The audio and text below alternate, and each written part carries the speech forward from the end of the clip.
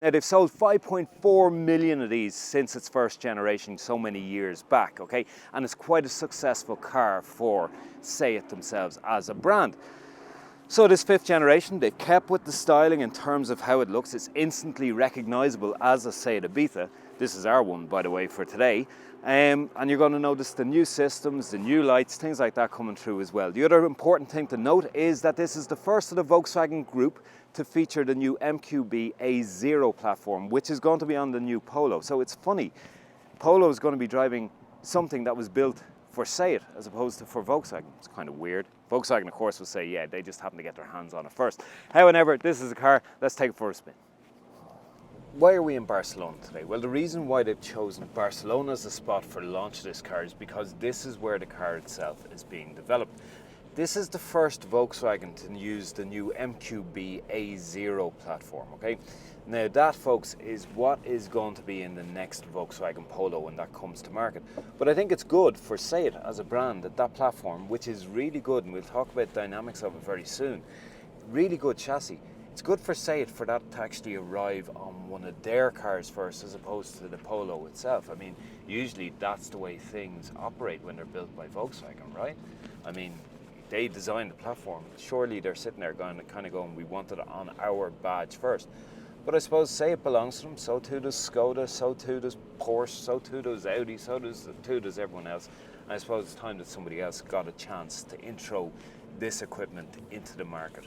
Now, I want to give you a warning. We're only doing in and around maybe 200 kilometers in total today. Actually, if I'm to add it up real quick, it's about 210 kilometers.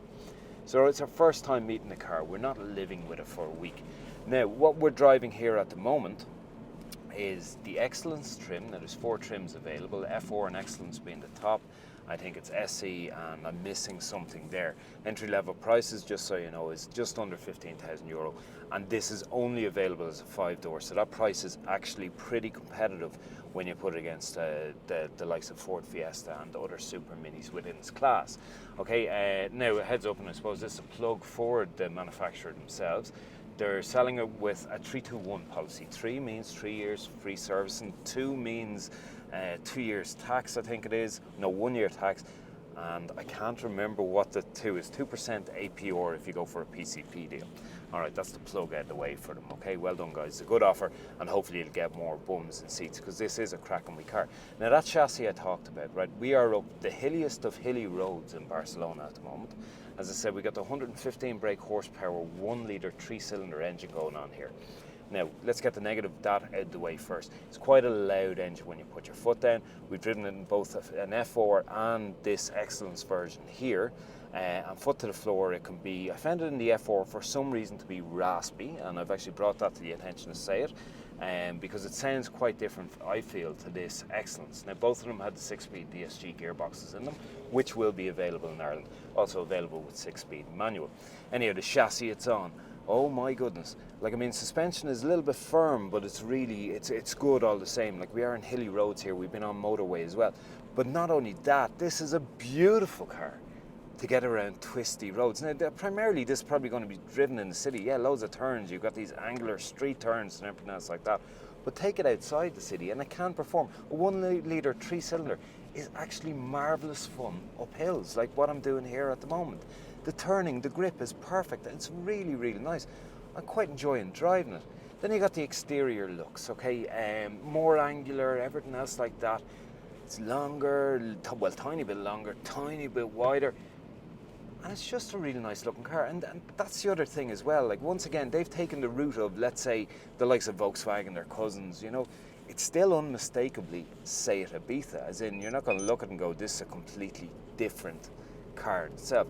Now, a few other new things, well, new to the segment as such, right, because it's not available with that many, I suppose, city cars or super minis, excuse me, as such, but there's a lot of ADS technology in here. Like this here, for example, has adaptive cruise control. Now, it is an extra, or it's available with higher specs, but it's good that it's there. As well as that, they have some description of kind of smart braking, or city brake as they call it in Volvo, where if it detects somebody walking across the road below a certain speed, the car will apply the brakes itself, not just with somebody crossing the road, but something. If it feels you're about to crash, it'll stop.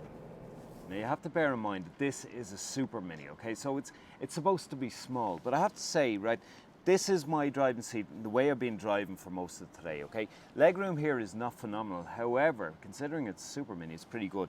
And to be honest with you, I could do with moving this an inch forward. That wouldn't bother me when I'm driving. But I've decided to keep it exactly as is because this is how I have been driving it.